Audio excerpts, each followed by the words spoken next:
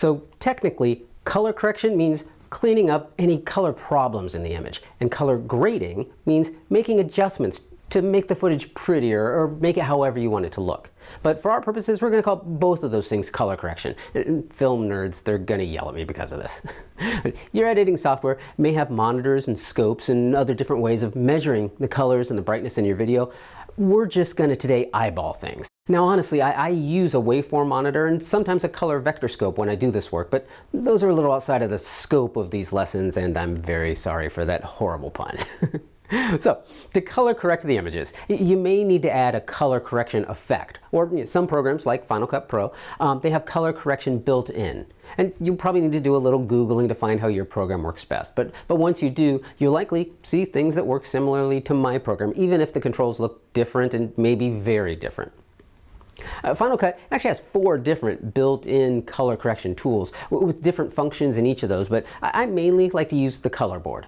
In the color board, there's 3 tabs: color, saturation, and exposure. And the one that I use most is exposure. For controlling exposure, it has a global setting on the left, then shadows, midtones, and highlight setting. And they work pretty simply. Moving the setting puck, moving it up makes it brighter, and moving it down makes it darker, just like I'm doing with the global setting here. So global, it affects the whole image. Everything is made brighter or darker.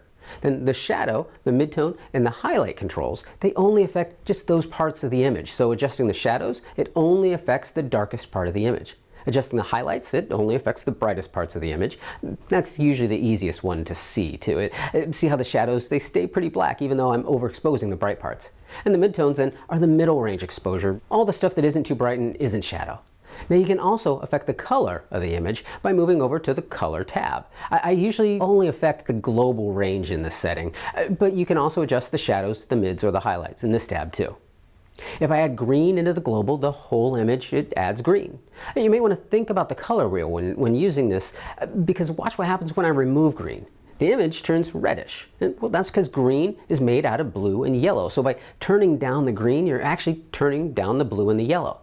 And the image also gets darker because you're removing those colors, and it gets redder because that's the color that's left. Now this works nicely. Let's say your camera recorded everything just a little bit blue, for instance. You can then just remove some of the blue by moving that global puck into the blue and then turning it down. Then if you need to, you may want to go back to the exposure tab and make some adjustments to lighten the image back up because you just made it darker by removing some of that blue light. Another effect that I use all the time is to add a vignette to the image to help make it just look a little nicer and to help draw the viewer's eye to the part of the image that I want them to see.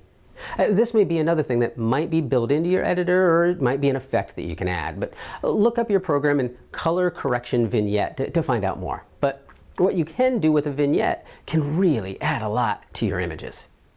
Final Cut has a built-in masks function, and that lets me make vignettes. A mask is just a way of covering up an image. The mask hides part of the image from the effect that I'm adding. In this case, it's the color correction.